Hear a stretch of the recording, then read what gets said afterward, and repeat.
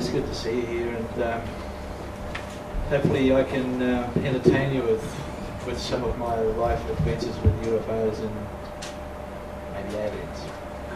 Are they real? Sure are. I had a great many experiences during the 90s, and it was during the whole decade of the 90s. I'll just give you a bit of a rough idea where I'll be leading into this presentation. In the 90s, there was a worldwide UFO wave of activity, starting from about '89 in South Africa and then spread right throughout the world until about 1999. And it was a lot of disc activity, large boomerang-shaped craft, cylinder, motherships, all sorts of stuff was happening. And I was lucky enough to get a bit of video footage, but what I actually saw, if I'd have had video footage of that, it would just be mind-blowing, because sometimes some of these close encounters, it just stuns you. Even with a camera in your hand, you just don't think you're taking the photo, it just blows you out that much. But I'll explain some of those. And I put together a little video. It's about a 20-minute video, but I'll stop and start throughout the video, and I'll talk about various aspects of it, because I have video footage to show you along the way. I found that's probably the best way I can do that without wasting time trying to find the right file type thing, you know. Okay, well, Cheryl and I have just recently put together a Facebook page called Strange Encounters Down Under, where we wanted to try and interview Australian people and record their personal stories about their unusual or strange events.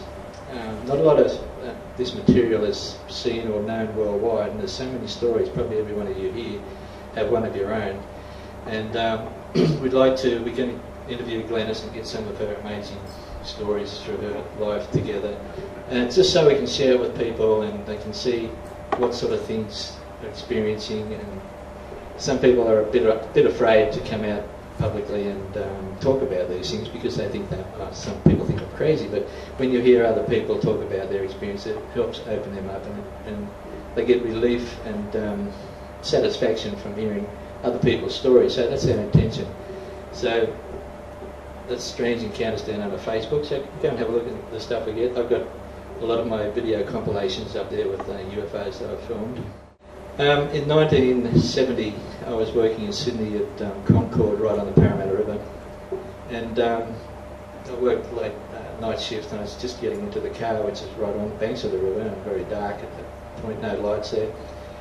And I saw this object movement out of the corner of my eye, and just as I was getting in the car, a UFO object of this shape and colour was about from here to the window over there away from me, just at low altitude, just slowly moving like that.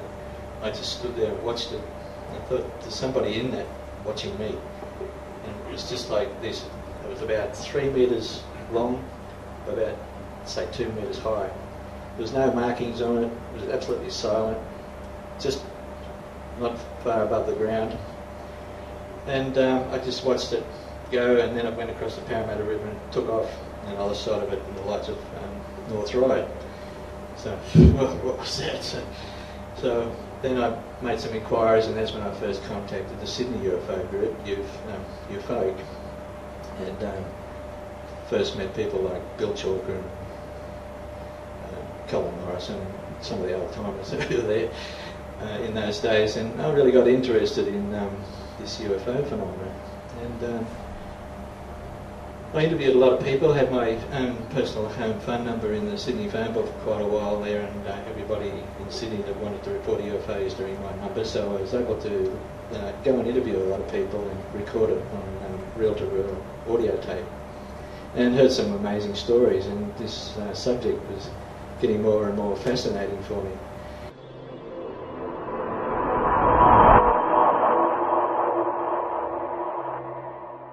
So I moved to Katoomba, right, when I went to Sydney, so I left all that Sydney rat race behind, but it wasn't too bad in them days, and bought a place up in Katoomba, and beautiful skies up there, you can imagine, at night, and got interested, still had the interest in UFOs, and one particular night, this was before video, this was with a 35mm camera using black and white film, 400 ISO fast black and white film.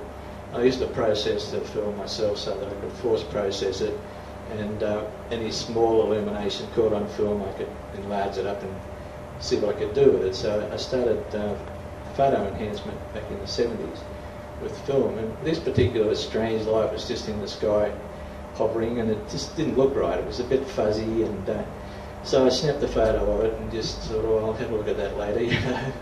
And it just sort of blinked out, and I thought, oh, that could have been something, and it turned out to be, this is what it was. So it's, whether that was a dome on top of that, I don't really know, but all I could see was the illumination there. But it's an interesting photo of something unusual. It was, I'd estimate probably 15 to 20,000 feet altitude, so it wasn't very low and it wasn't extremely high. But I was able to get this photo of it. That was the first one. And then there was an orange light over the, this is all heading out towards the Burragering Valley to the south of Katoomba. And there was an orange object, which was very unusual. This was before the Hoax devices started to happen, which is a garbage bag, the firelighter type thing under them, which happens in the 90s when they were first introduced. And same thing happened here. I got a couple of black and white photos of this, and there's a little, well, I call it a little nipple on the left-hand end of that. There was a little protrusion, and the object was actually moving to the right, so it had this sort of beam in the the direction it was heading, and a fuzzy corona around the whole object. And it's quite an unusual photo. And on the right-hand top, it sort of steps down a little, as if it had like a, you can imagine like a windscreen there, like where the observers were or something. It's just that the structure is not perfectly. It's not a saucer shaped perfectly. It's got some features in there. But this was only a very small object, some distance.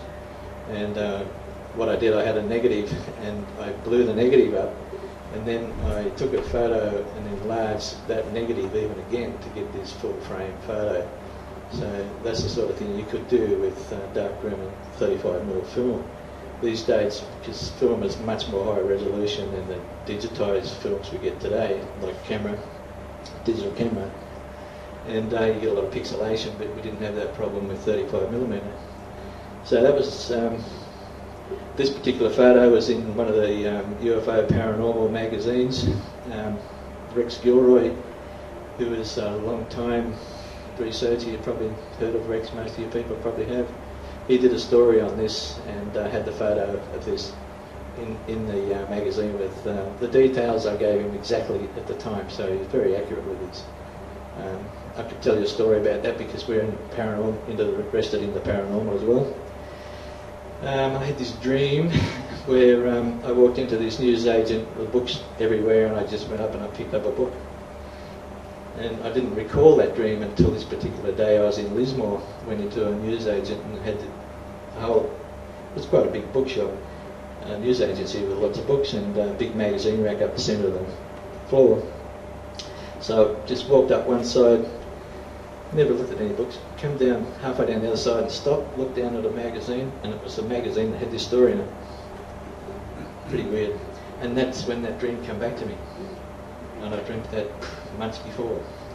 And it was pre-planned, obviously. But that was quite unusual. So I picked up that book, flicked through it, that was in it. And I thought, geez, what's the chances of that happening? It's pretty amazing, eh? Yeah. So this is the sort of things that throughout my life, I saw my first UFOs when I was about 11, but I didn't really know what they were. But I remember going to the library and getting Adamski's first book, Flying Saucers of Land, and that was 57 or so. But now I know during that period of time there was another worldwide wave of UFOs happening. That was a period of time when the discs were photographs over the White House in America. So it turns out that every 20 odd years you get the disc activity coming back again. That's my theory of the 20-year cycle. But that's just by the way anyway, so it appears to be like that.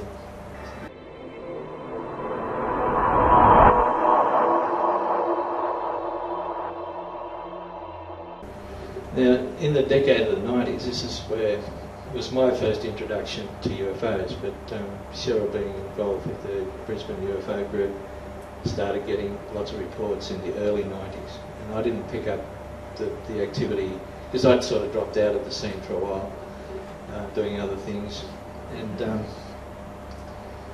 it wasn't until 1995 that I saw a formation just like this.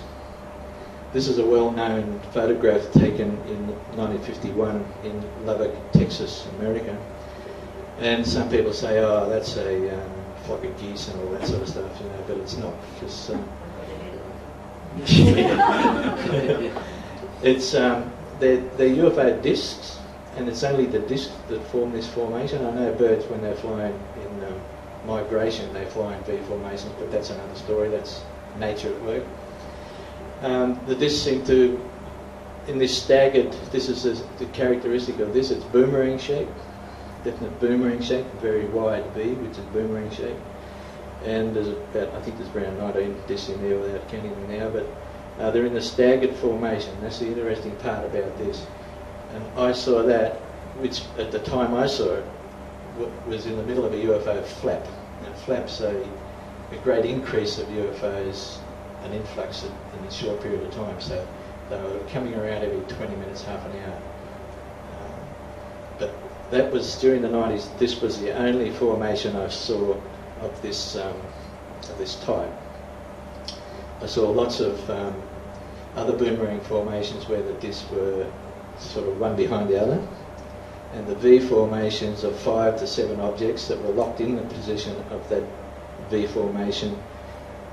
They seemed to be, when they were going north and south, directly up the east coast of Australia.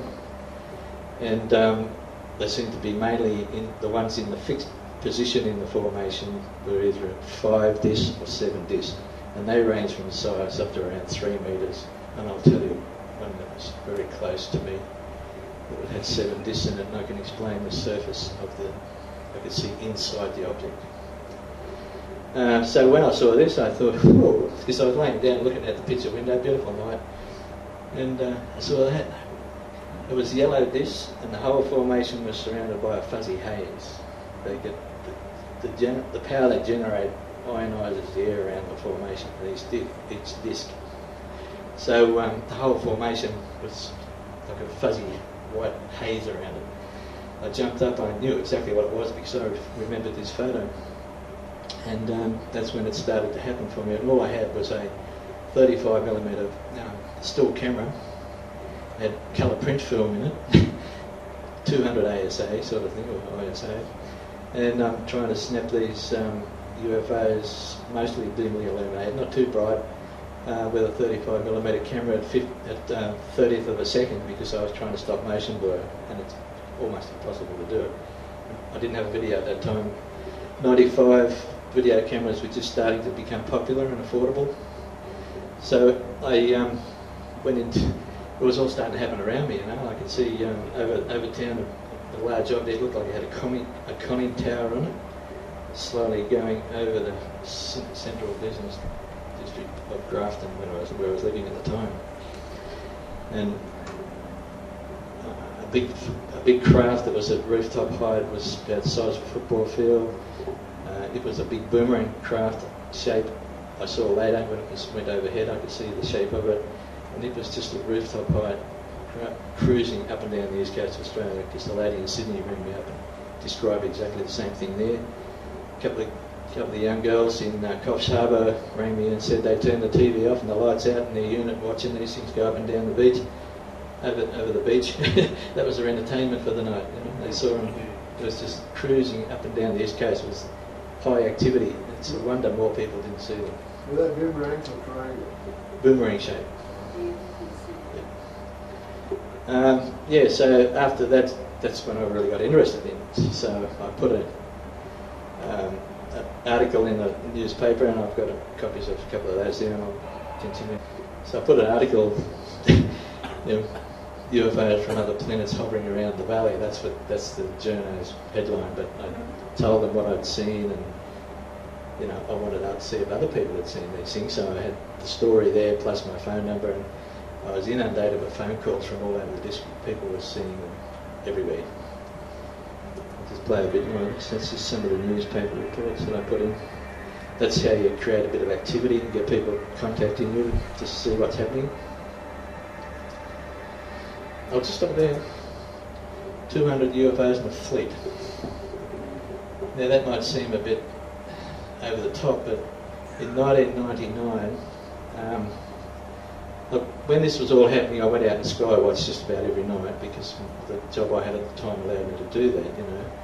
So I eventually got a video camera after going, while the flat part was on with UFOs happening everywhere. I went to Harvey Norman, all my mates, oh, the camera's broken, I've lent it to a friend, you know, I couldn't get one, so I went into Harvey Norman and said, you've got to lend me your camera. I can, you know, I've got to have a camera right now. Anyway, they said, oh no, we can't give it to you, so I made arrangements to buy one, but the night I got my own camera, the activity stopped. Or the UFO Wave part of it, flat part of it stopped. But I still got more, I got heaps more after that. But it was just strange how there was so much happening and I couldn't record it. 200 UFOs, I was looking towards the north, and the whole sky was lit up by this white fuzzy haze with all these bright single objects in this haze. And I estimated it with the shape and the density of the formation that was heading quite rapidly towards the east. I estimated 200 plus objects or discs in that formation, but the energy, the white haze around them was just enormous. And from that, I theorised that I'd seen discs with single, small groups, V formations, and that huge formation. Once it having the white fuzzy haze around it, the amount of energy being generated by that group must have been phenomenal.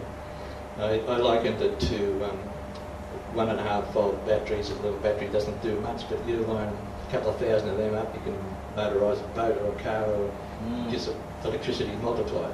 And I think that's what the UFOs do. When they're in a group, they can multiply their power so that each one benefits from that, and they use very little power to do what they want to do, you know what I mean?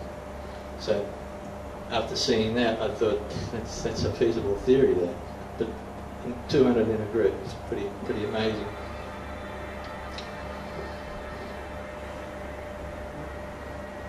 And all up and down the East Coast, I was getting contacted by newspapers and people ringing me from all over the place. Then I did a first presentation in Lismore. That's when I first met Cheryl Gottrell and her husband Martin, and been friends ever since. And I had so much video footage, I put out a DVD and ended up doing 3 DVDs.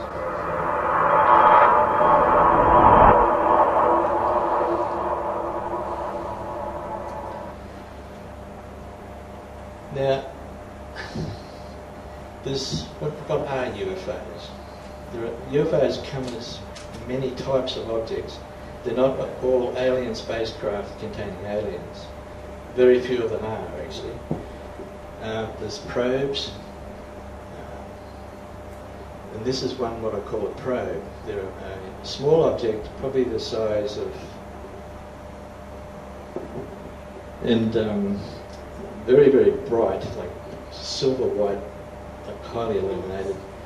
And they come in, they seem to come in over the built-up areas, over the towns, and these were coming all over Australia now. Even in Melbourne, I had a lady ring me up and say, what's going on down here? There's that many satellites going on. I said, they're not satellites.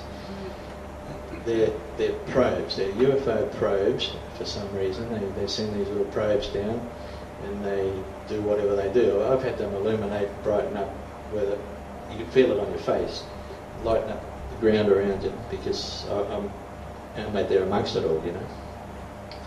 And this is what the probes do. They go over the build-up areas and they flare up very bright, and then they'll die back down and go a short distance and they'll just go right out, totally go out. So for some reason they flare up so they can probably illuminate the town area and get information from that town area, however they do it, and then they dim right down and they continue on.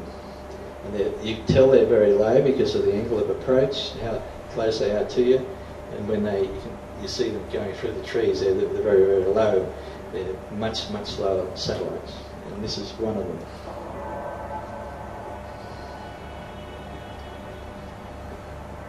brighten right up, really bright, mate, 3 or 4 times the brightness of Venus in its best.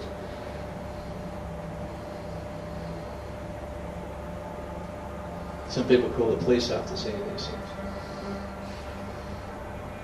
And this one was just on dusk, directly right overhead. I don't know whether that was the same sort of thing or different, but it was very low altitude as well. Just, right over town. People that want to see them could see them. They're not trying to hide or anything like that. It might be 2 or 3 a night sometimes. Now, the hoax devices started to happen, which is a wheelie bin garbage bag, a black garbage bag that you put in the wheelie bin, quite a large one. And the idea is, I retrieved one that fell in a person's backyard in Grafton. They rang me up and said, this thing's just fallen in my backyard, it's still on fire.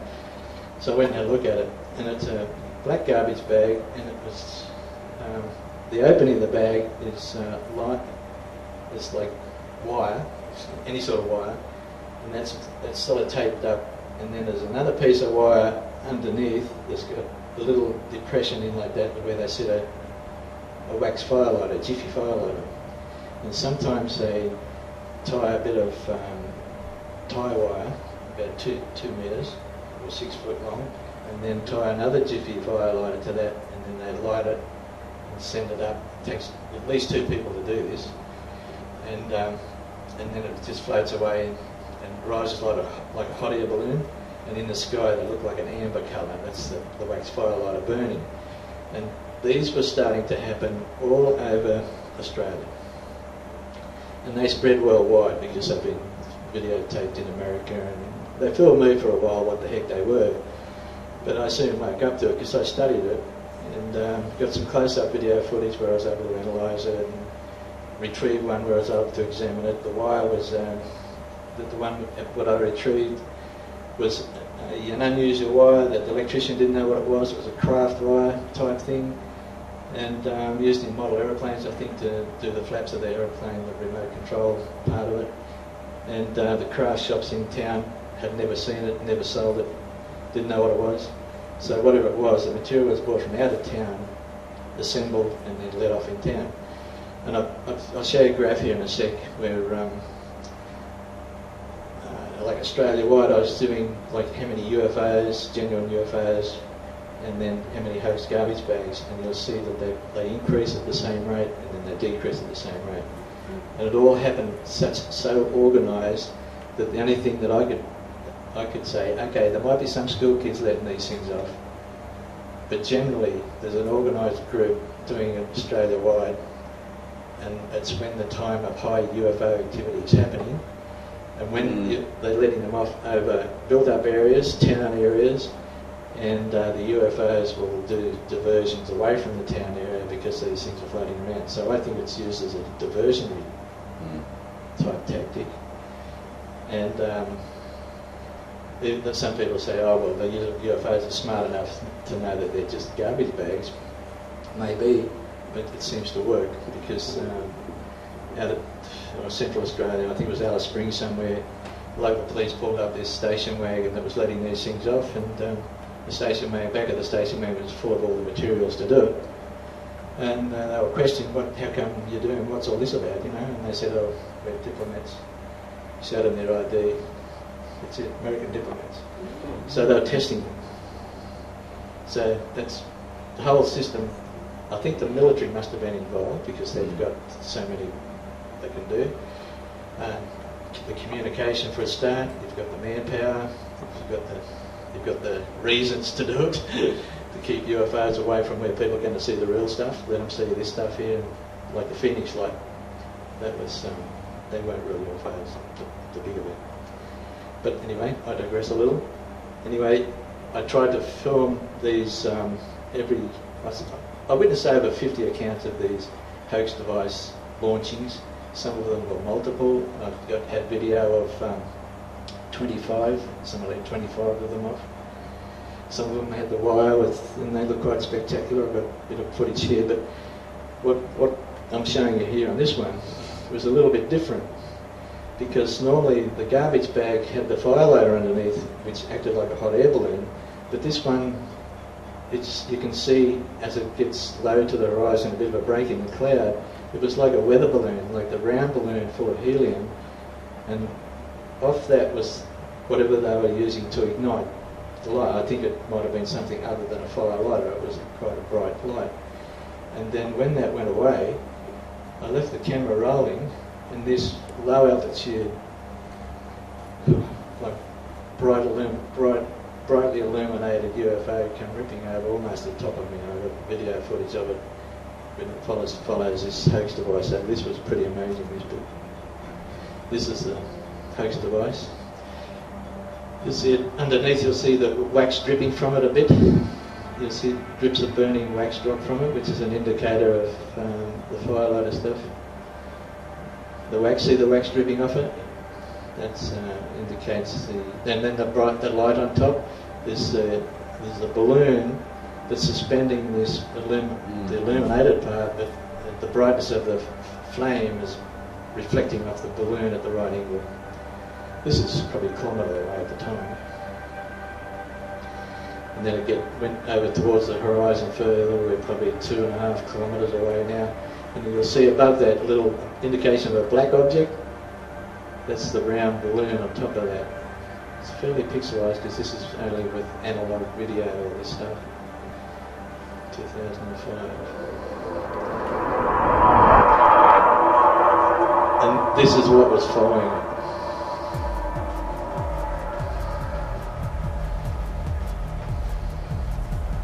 It was so bright, blue, white, bright.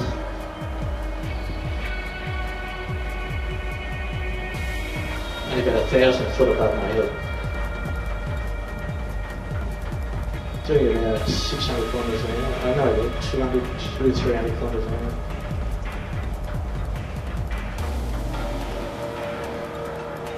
And I had it was a bit, that was when it was almost like level with me. I zoomed in to get that's the closest point, and I had to turn around. It's a bit all handheld camera, but it was a bit jerky because I had to turn around and find it again. Now to the point where it's going away from me.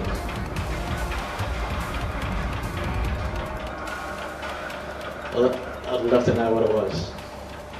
It seems to be a little bit flat on the right hand side, a little bit. It indicates a flat edge.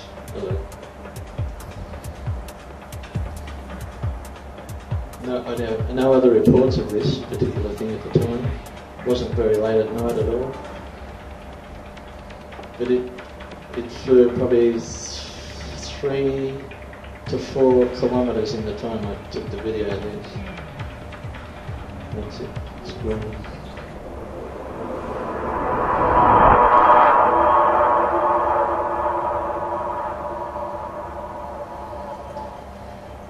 Now when I had this would be 95, 96, all I had was a 35mm camera before I got the video. These were a group of 3 discs that were at rooftop height right in town, only about 100 metres from where I was. I was standing up, my unit was on like the first floor, and on the deck that I was standing on didn't have a roof, and I could see over the roof of the house, of the units, these 3 objects just buzzing around town. So I snapped a photo of it at 30th of a second, and I had a diffraction grating filter, lens filter, over the camera to try and get the spectrum of the light, to try and, like a rainbow effect, to try and get the spectrum so I could get it analysed to see what temperature, what the light was made of, and do a bit of science on it. But the spectrum would have been much below these objects, and I was just more interested in getting objects because they were so close. So that's what changed the colour a bit, was the spectrum grating I had over it. And these little sparklies behind it, what they were doing were leaving a trail, an energy trail. And yeah, I don't know exactly. They looked like this when I saw them, but they might have been, it's hard to say. But the yellowy part is like the energy around the disc. I was lucky to get anything actually, because they weren't there for long. These were just buzzing right over town, and then they turned around and took off. Trying to get a close-up, trying to find out what the shape of the object, and that's another one there, trying to get the shape of the object. The illumination was that bright, it's hard to get inside the light to see the actual shape. But very interesting effect with the colours because of the diffraction grating. There's not much you can really tell from that. It's just like it's the energy and the variation of the energy, and what they call that false colour enhancement. And those colours where they break up is the different intensities of the light. We'd had 3 days of rain. I thought, oh, probably won't be any UFOs around now, but I'll have a look anyway. And it was fully overcast, the sky, and cloud base was probably somewhere around 3,500 to 4,000 feet. And there was disk activity and V formations under the cloud, under the cloud base. You could see them. So I'm photographing these. Well, that's all I had to use, you know, like trying to capture something that I could show people and analyse. And at the time, I only saw that yellow square as actually the light that I could see. I could just see the light, but and the blue in the background is actually the cloud. So against the cloud, you've got a bit of a silhouette of the actual object there, and that black bit here is the trail it's leaving. So it's leaving an energy trail as it's flying. And that's all showed up as a silhouetted against the background cloud, which is probably lucky in a way that there was a cloudy night, otherwise I wouldn't have got that in a clear sky. So that's an interesting photo when you understand what's actually happening there. There's another couple of discs. There's the larger one in the front and then another one following it behind it, and the blue is actually the cloud base. It's showing some energy, I think it is from, it's a bit of a strange one, this one, but the disc is much larger than the illumination I saw. I just saw the light and I thought that was the actual object, but that was only part of a disc that was there, a larger one which you couldn't really see. So I had to get that really out of the emulsion of the negative. It was a bit of a task to even, when it was processed I didn't just see that. It had to be search for to see if I could find anything, and then dig into it and then enhance it with special fractal software that was able to do super zooms without pixelation. Specialised software that was able to get onto. In '96 I did a comparison with the genuine UFO with the Hoax devices, and you can see that in the early couple of months there was around March, that was a flap.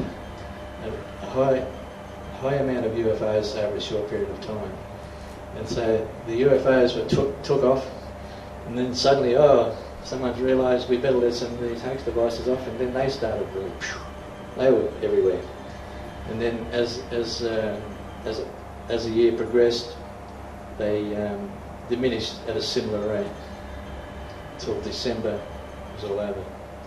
That was '96. So it was a good comparison of the real disc activity and the garbage bag activity, just to get an understanding of why they're letting all these things off and try and pinpoint who's doing it. But I think the theory that I mentioned earlier is the right one. So okay, in '97 we'll do that again, and this time it's peaked again in June. UFO flap, lots of UFOs, and a great increase of Hoax devices as well. So somebody knew what was going on. As the activity increased, okay, we better let more of these things up, and that's how it happened. You know, like, not many people have got the knowledge of an increase of your activity over a certain area. You know? It's limited. You've got to have radar, you've got to have all that sort of stuff that only the military have done.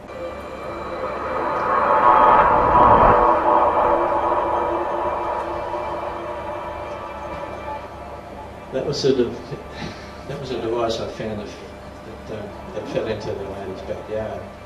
It's the black garbage bag and the wire. That's how it was when it landed. It was just continued to burn, which is dangerous for property. If dead grass could burn people's property down, you know. So it's a silly thing to do. But this particular one was interesting because the lady got up. She was up at 2 o'clock and having a cigarette out in the balcony, and she saw this thing come down and land in the yard. Next thing she knows is, here's this car pull up out the front, and then there's footsteps up a gravel driveway. And her husband is a truck driver, so she said he had heavy boots on, work boots on. She knows what they were because the husband's a truckie, you know. Anyway, she gets this bloke and she spots him and says, "What do you think you're doing?" He says, I'm trying to get through to that street back there." She said, "You're on private property, get going, you know." So anyway, he headed off. So with heavy boots, and he was casually dressed in a uniformy type greyish uniform, which thought you could see at that time of the morning with not a lot of light on him. He wasn't coming home from like the Saturday night dance, that's for sure. So anyway, he turned around and you could hear the footsteps go, get in the car door slams and the car drives off. So he was coming to retrieve this. Him and his mate had been letting them off. 2 o'clock in the morning. Why? You're trying to divert something around it. You don't do it just because it's fun to do it 2 o'clock in the morning, do you? That's what they look like.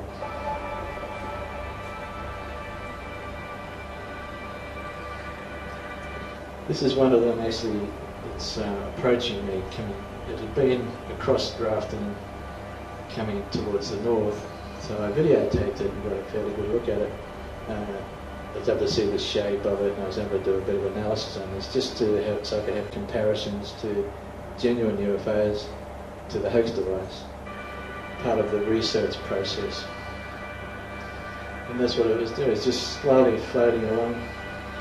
And that was the double, there's 4 of those, and they had this 6-foot extension with another firelighter on them. But they were coming directly towards me and then got in another air current and then changed direction like that. Now people say, oh, they did a 90-degree turn. Yeah, okay, the wind direction can do that too. Right. No, you know. So they just they'll drift in the breeze. Now this is an analysis comparison, side-by-side comparison of the hoax device and the illumination from it and a real genuine UFO that came basically over the neighbour's backyard. I videotaped it and it was different. I knew it wasn't a hoax device because the whole thing was active and it was a bronzy colour. But the light or the illumination coming from it was like, I call it a particle plasma, and you'll see it in a sec, because it was like needles of energy coming from this round object. And it was only the size of like 2 basketballs in volume probably, only about 40 foot away from me. And I started to shake because I thought, no, that's not a garbage, that's something different, you know, it's just there. So I compared that to one of these hoax devices. And you can see how it flickers, the flame jumps up and down inside the actual garbage bag. It's quite a spectacular looking thing, you know, like, and that one on the left was the one I was just explaining. That was I consider to be a genuine UFO. It looks like it's on fire, but whatever it is, it's got, like, the hoax device is using the hot air balloon principle to give it elevation, and the wind's blowing it. This thing had nothing like that, it was just on its own. The energy was so much energy coming from it, and it was bronzy colour. What it was, I don't know, but it was certainly unusual. So trying to find the shape of the object or what's the source of the illumination. It shows it's a round object, and you can see the blue at the bottom is where the firelighter is. That's where the heat is generated. And it's just the different colours show you the different different amount of heat, and you've got the membrane. The garbage bag shows you that it's all contained in a membrane, which is the garbage bag, and the red on the bottom is the heat. Where this other one, it's just totally different. So that was a UFO only 40 feet away from me. That was we're in 1999 now. That fleet of the Marder of 200 discs I saw was in 1999, and when I saw them I said they're leaving, because we'd had, from my observations, was 95 and then 99, and I said they're leaving, and they did. That was it. That was the end of the great amount of disc activity. I think worldwide, but I'm sure it was in Australia because I kept observing, and you'd see the odd V formation sometimes, or the odd formation of disc, but nothing like during the 90s, and that was like the end of it. And I lay down on the back lawn one night with the binoculars because there was this strange light that was blink brightly, then a small one, then a blink again, small one. It was leaving space, so I looked at it with the binoculars and you could see that it was going away. It wasn't orbiting the Earth, it was going away, and it must have been going pretty fast because it was moving quite quickly at the distance it was. And it was leaving the solar system, I guess. All that sort of stuff was happening. The daytime ones, I don't know if any of you have had a look at YouTube and the Mexican daytime fleet footage, which are orbs, coloured orbs. Yeah, well, this is what the daytime stuff seems to be, a lot of that type of material. And I consider them to be a space critter. They're not an alien spacecraft. They're a living entity. The object you see is the alien itself, the alien thing. And I think they come from outer space sometimes to either they give birth in our atmosphere, which they've been seen to do in Mexico. They disperse all these orbs, round orbs, out of the sausage type thing. And this particular day I had a 50-minute sighting of these things going over Grafton, and I videoed all that I could see. And there was some in clusters. They'd gather in clusters, and they'd be white, blue, pinky colour, and they'd carry the black ones. You see some footage here of black ones that were always carried on top of the clusters as if they were important or dead. I'm not sure, but they carried the black ones as if they were very important. I'll show you that.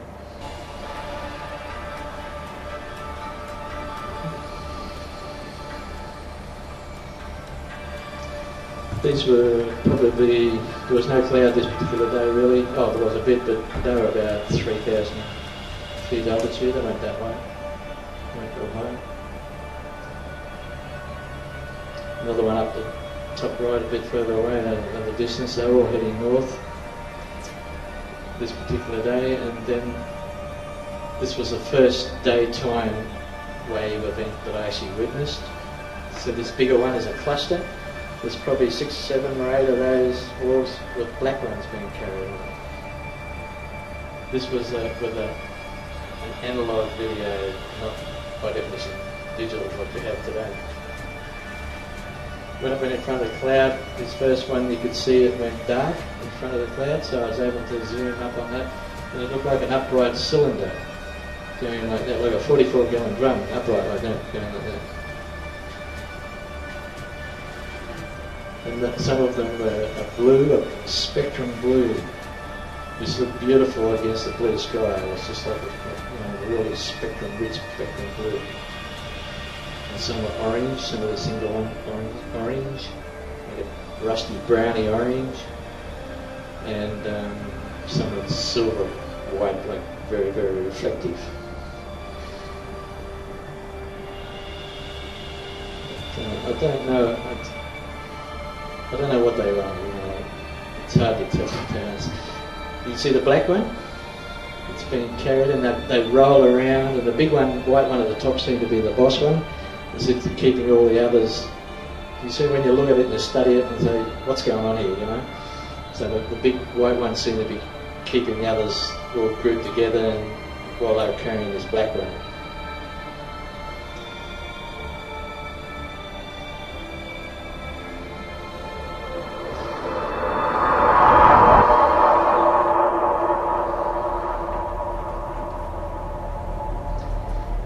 Jellyfish UFO.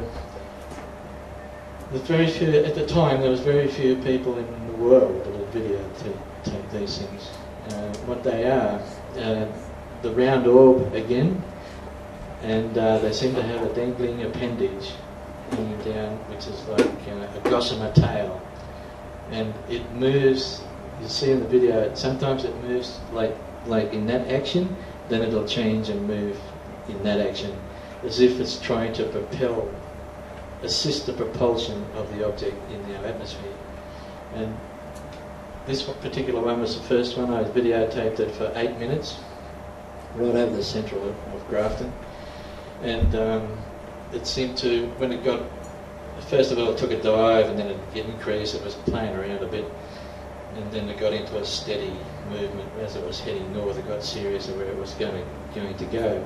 And it was swishing its tail, and it was like a swinging the breaststroke type movement. As it swished its tail, it got a bit more propulsion. It was sort of like that. It was interesting. And that black part was down the lower part here. It was like a black eye. And it was on the leading edge of the thing. I don't know whether it was an eye or not, but that's what it could have been. That's what it looked like. And I'd seen a few of them at this stage, some at various altitudes. And there was a daytime event of these orbs, and they were going north. Let's just say I think it was the 8th or something like that, one of them. I've seen a few now, but one was, say, like on the 8th, and it went away. And then on the 16th, 8 days later, because I'd noticed that they returned 8 days, there was another event coming the other way. So they went up one day, and then 8 days later they come back. So I don't know where they went. It'd be interesting to know how far they went. But anyway, I had that in mind, and it might not be this incident because of the date, but it was the same type of object. And I thought, oh, it's the same time where I saw that other object 8 days ago, and I wonder if they're coming back. So I got my video camera and walked out the back door, and boom, there it was, heading over towards my back door. This was a closed one, and people say, oh, it's a balloon. But it's not a balloon. The video, analog video, doesn't capture the real colour of this, or the sharpness that high definition digital does.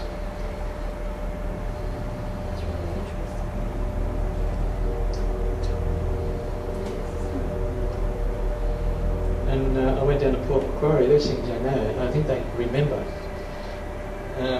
Went down to Port Macquarie. I was behind in the shade of a big tree there, and I saw one of these. I thought, God, there's one here.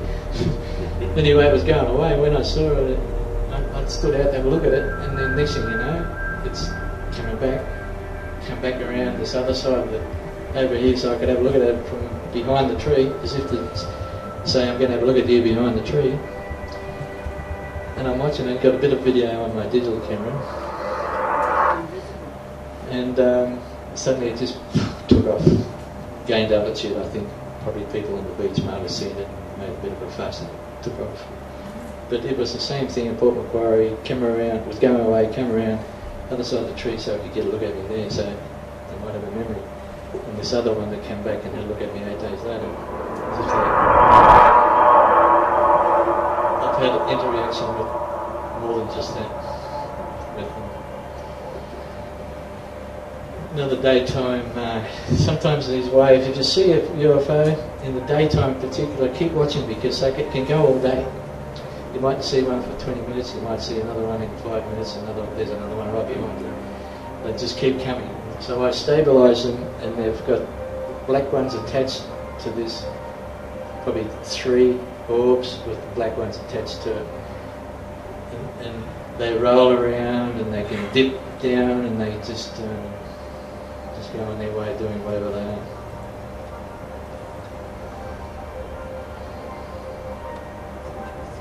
But these are totally different to the ones that were happening during the disk activity of the 90s.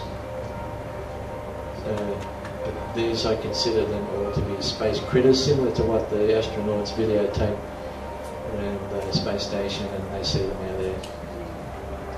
They come into our atmosphere and we see them as these things.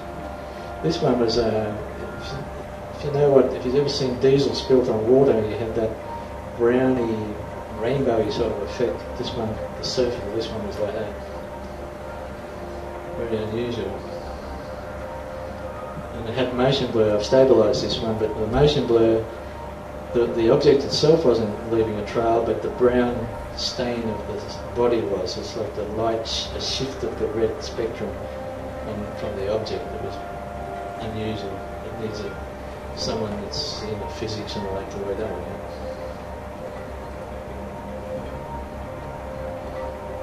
But yeah, it's just a matter of being observant. The more you sky watch, the more likely you are to see something, and when you do, keep looking because there's always more around. And you never know what you're going to see. If you see them in the daytime, there's probably some around in the night time as well.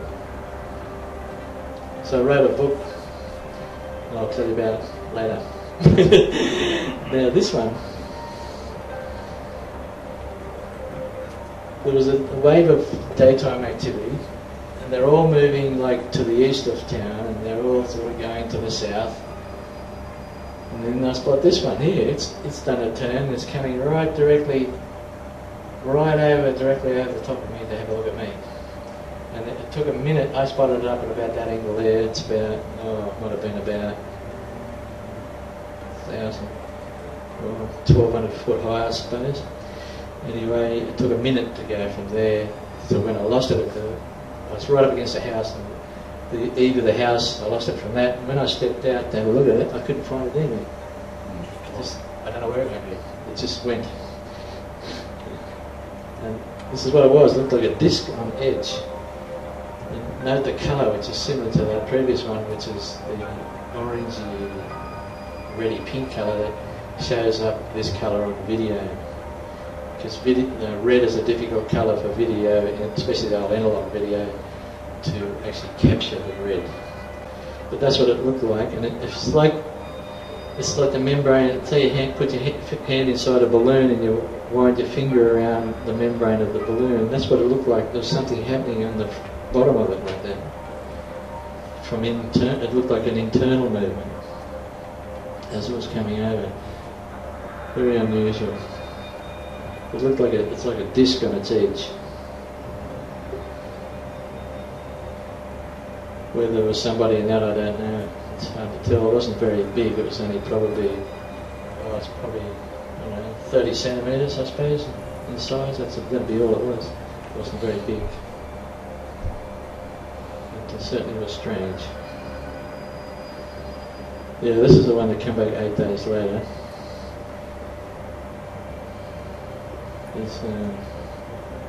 It's interesting to keep that in mind too. If you do see anything, so remember 8 days. You might have missed. You might have only seen the first event and get another one in 8 days if it's the same out here. But it was like that on the coast. All sorts of objects were happening.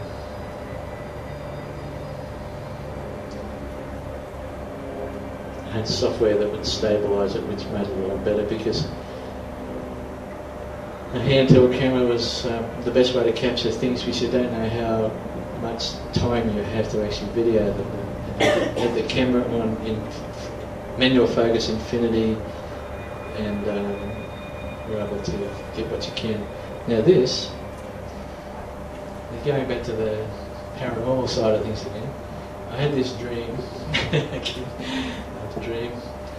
No, it wasn't a dream, this one. It was, I woke up about 2 o'clock in the morning, and bedroom window is about like from that distance there, and I'm in bed here, and between bedroom, I'm not in between, where that vase is, there was an object in my room, in the bedroom, inside the house, and it was going like that.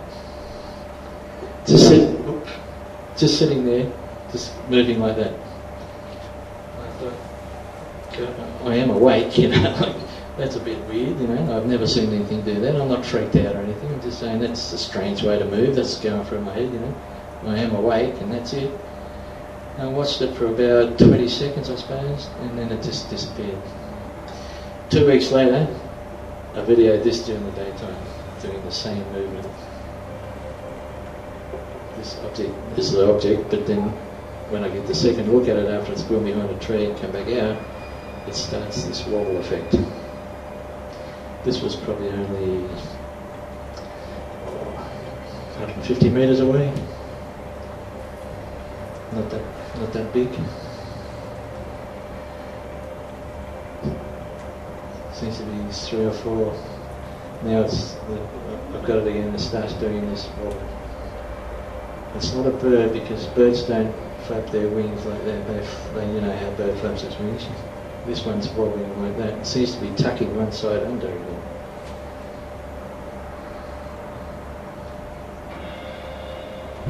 It looked like it was going to crash. I thought it was going to crash. It was that low. You can see by the tree it's not very high there.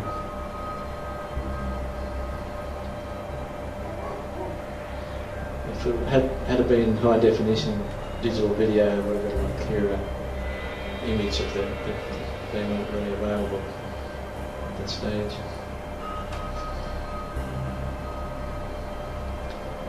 But that was just one strange object amongst a whole bunch of others. And these things can go all day.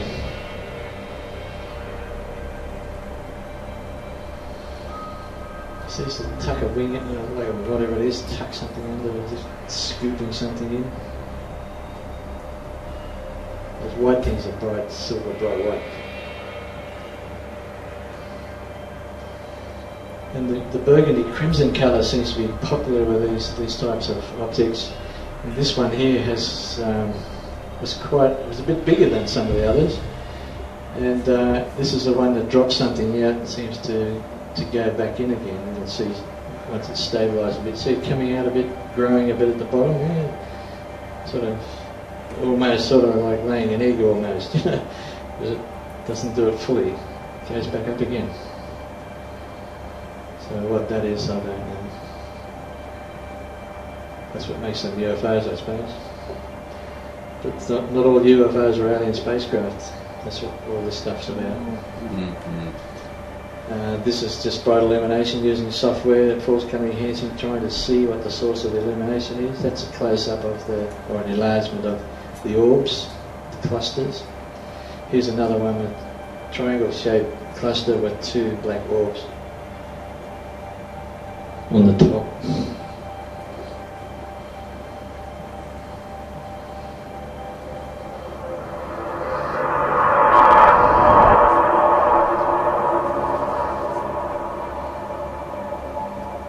See that?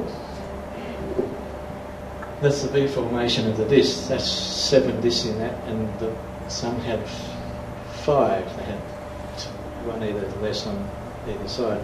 There were many of those going north and south, and what's them that go, say, to the north, and another one would overtake it, and they were just amazing, you know.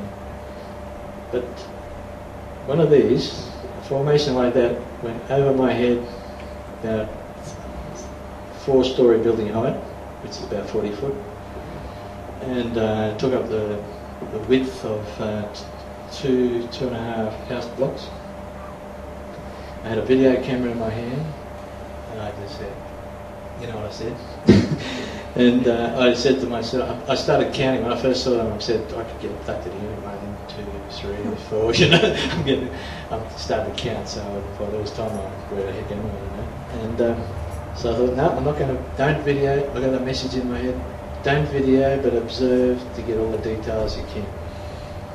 So I got the video camera and I'm just observing. Now, these discs were almost like a translucent, so you could almost see through them, you could see into them. It's like you could put your hand in there and not touch anything solid. And the surface of the disc, the whole disc was yellow, a colour, and the surface was, you know how you draw lightning, the lightning, that looked like white lightning. It was white, like silver white bright lightning streaks, like down that way on each disc. And then at the front of each disc there was a grey, bluey grey, khaki sort of colour at the front, and I thought that could be the brains of the thing, you know. It looks, because I think these things, they were the entity. The alien entity was each disc. They weren't discs with somebody in them, I don't think. There could have been, but they're only 3 metres. But I had the feeling that they were the living entity, the living alien. Each one of these was a living thing. And that browny part, the khaki sort of bluey grey part at the front was the actual brains of the thing. This is just my interpretation from observation. And each disc was surrounded by a white haze again, and the white haze of one disc it was sort of overlapped the haze of the disc in front of it. And they went probably 60, 70 kilometres an hour. I was able to get a good look at this. And then I lost sight of it behind. The strange thing is I normally used to stand over here, like in the backyard where I could get a good view around everywhere, but when I saw this, I was standing at the back of the house, which cuts my view down. So I'm thinking, how the hell did I get from there to here? Because I never stand here. You know, that's another story. But then I stood out into the driveway and I turned the video camera on and I just missed them. But when I actually first saw these, I thought, are they individual lights attached to a solid object, or are they individual objects? I couldn't really tell because there was no outline that I could make out. But when it went away, and I could see there was at an angle like that, and I could see the top, and it was the same. So that showed me that they were individual objects. Anyway, they started to increase speed and increase altitude as they passed over town and headed north, and away they went. And I had other guys ring me up and describe these, the 5 discs in it, the 7 discs in it. I saw one with 7 discs overtake an aircraft that would have been landing at probably Coolangatta Airport, I suppose, from there. And I swear they would have seen it, because at that similar height and overtook the aircraft. Yeah, but they were all around, and I was lucky enough to get a really close look at them. And the next morning, I happened to have a shave, and I was all like sunburned up around the top of the head face here. So I don't know, I'm thinking maybe from these things here, they were that close. Pardon? Yeah, well, I hadn't, that seemed strange, but that's what happened. Yeah, but that was a very interesting period of time. That's what they look like. Now, this one I repeat a few times because they were at high altitude. I saw quite a few of them at high altitude, but they were very dimly illuminated. It was the movement that you'd see up against the black sky, the night sky. The movement would grab your attention, but they weren't like bright enough where you could get a real good video of them. So this is about the best I could get with a large boomerang formation at altitude. And it happens, so if you keep your eye, say from the centre to out here, what happens, I moved the camera faster than they were actually moving because I didn't estimate their speed correctly, I just had a couple of seconds to do it. But you'll see them move from the centre out this way, very, very dimly illuminated. You might pick it up, hopefully.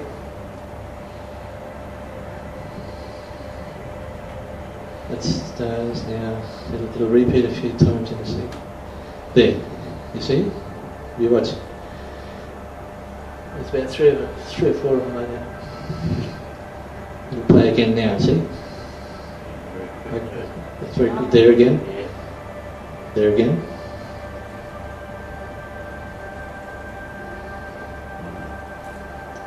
It's very hard to see it. If you're right, there it is. See it?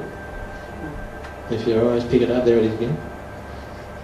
There it is again. You can, if you half squint your eyes, you might see it. Anybody see it? Yeah. Oh, good. Yeah, I was playing around, when I was in Glen Innes, I was playing around with a laser one night. Well, I wasn't playing around, I'm serious with those things, but I'm very careful never to shine it on an aircraft or anything like that. I've got to use it responsibly, what everybody should. And there was this, like a probe type light that I showed you earlier, heading towards the north, and I thought that's it, I know what that is. So I went 3 quick flashes, and then 6 to 8 seconds later, one of these flew over my backyard, the treetop backyard. Do you reckon it's cloaked? No, it was narrower than that, and it didn't have the tail like that. And I only saw the underneath of it, which had patterns, texture. But it was like only 6 to 8 seconds, and I thought, holy mackerel, if that's that thing there I just flashed at, got here in a hurry, because it would have been 10 mile away. They probably thought I was going to shoot it down. Because the Yanks are playing around with laser technology now that can bring them down. That's right, yeah. So it was narrower than that, but it was that shape. That was the closest thing I can get to anything that's like it. And it came out of my backyard, which is probably 25 feet away, and it was only about 18, 20 feet above the ground. How big was it? How big was it? About 3 metres long. Probably 2 3 metres long, yeah, but I reckon there'd be aliens in that one. And then on the scout ship. Yeah, scout ship. Yeah. And that one, yeah. If that wasn't that one, I flashed the laser out, it's got out damn quick. Where was he sitting around waiting, you know? Like, where did he come from?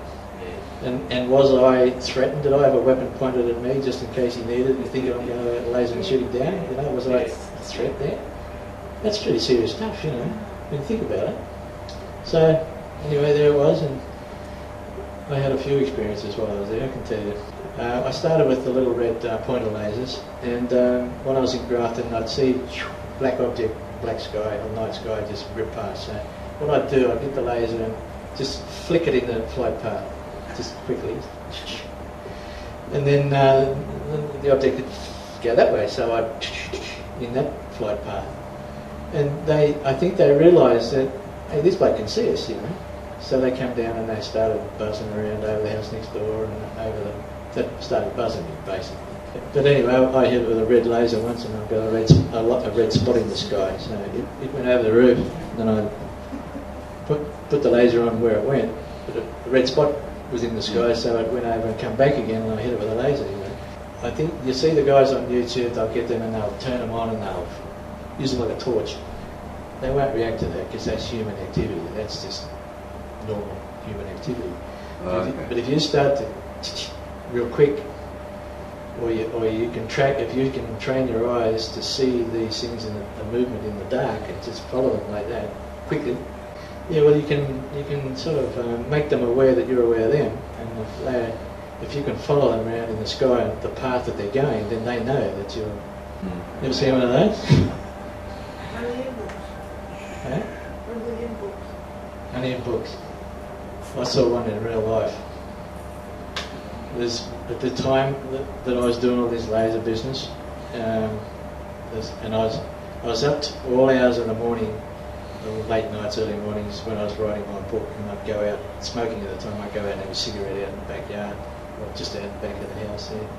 And these things were going around everywhere. And it was a time when you could walk out and the air's around just electrified, you know, there's something happening.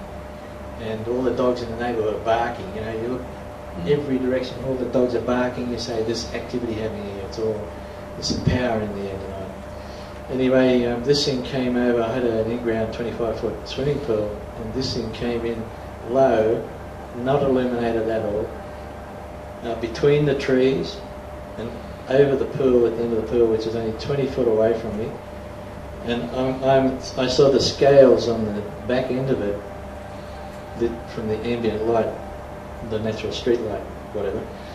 And then I'm following my eyes up towards the front of it to try and look for the eyes and the face or something. And it must have realised that I could see it, and it started to wobble like this. First of all, it stopped, didn't move.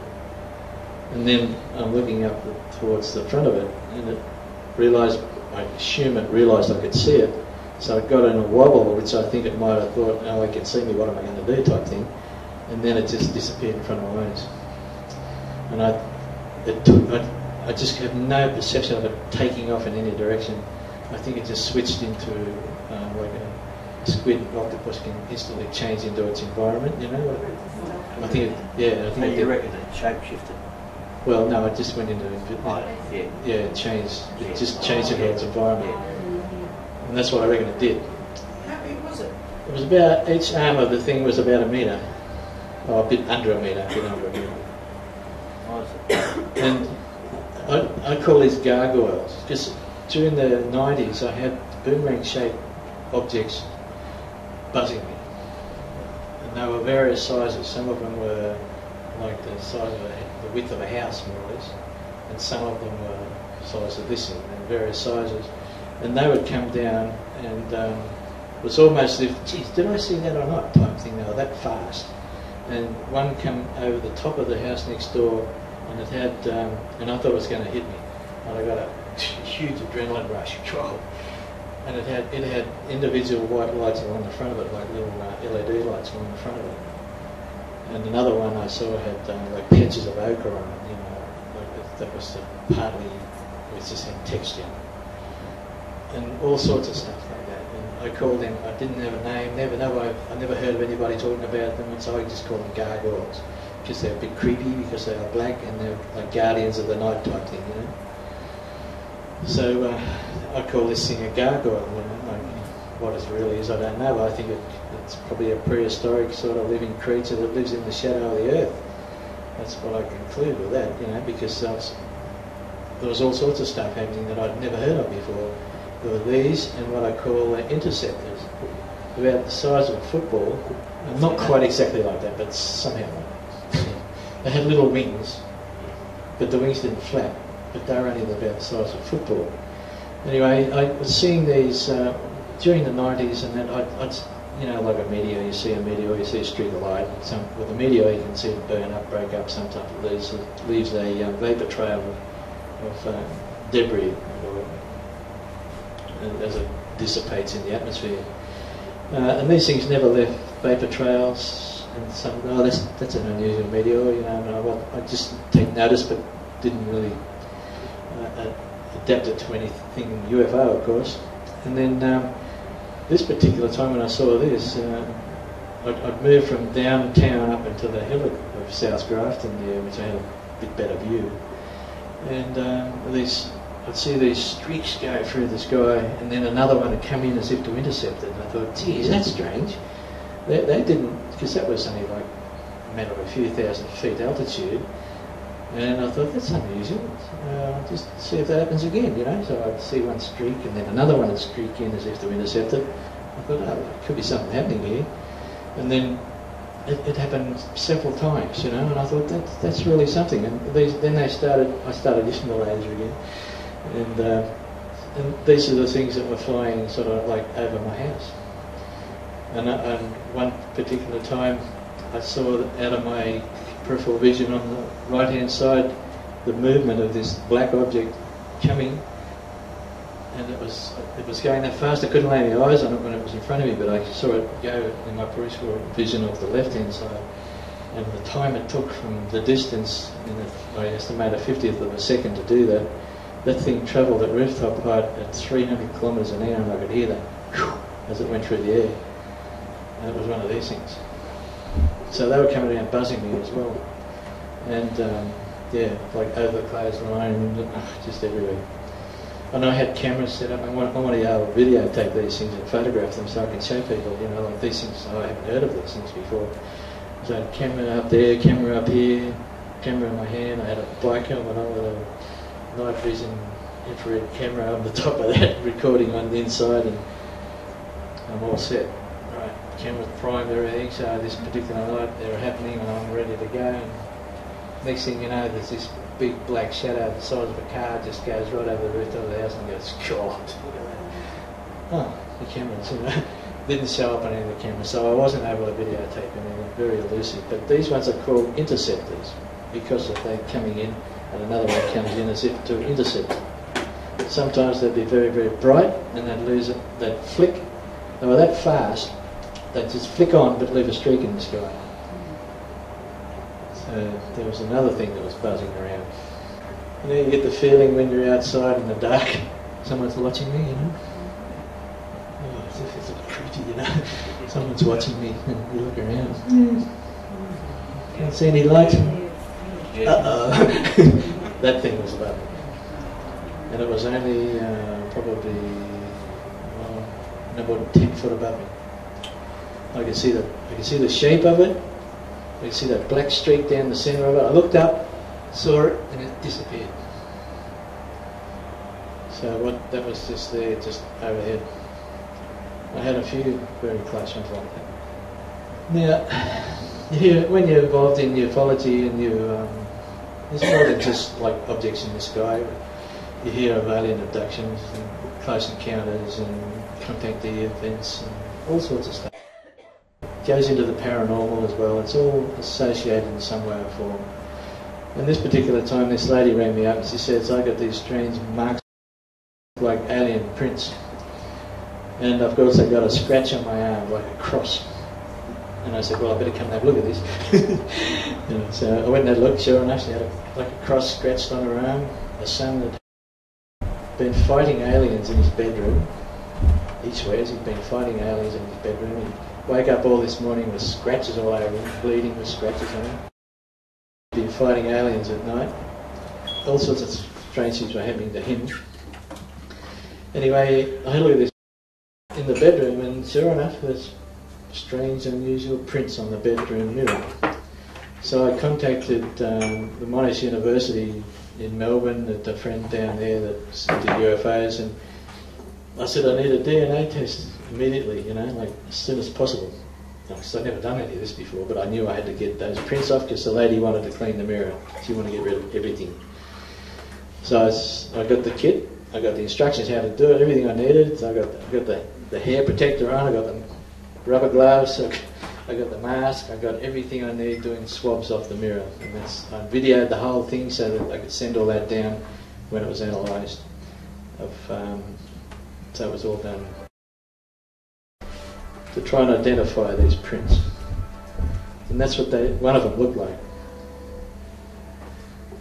Very broad, narrow fingers. It's only 4. That's just one print.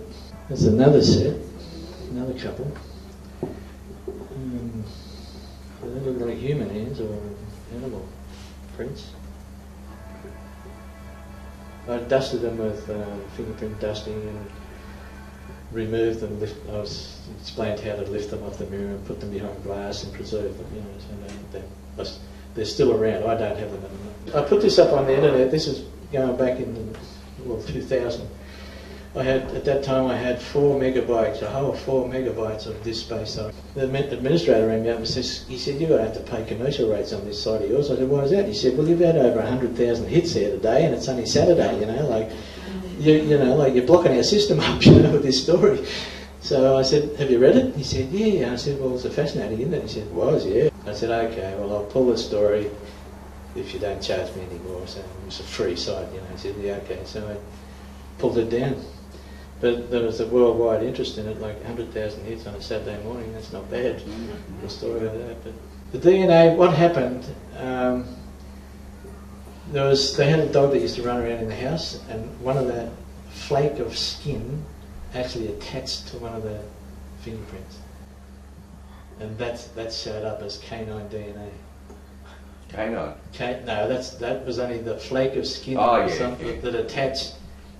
The prints didn't show any DNA whatsoever. It was only the flake of skin of the dog that showed up the canine DNA. Yeah, but the prints themselves, no.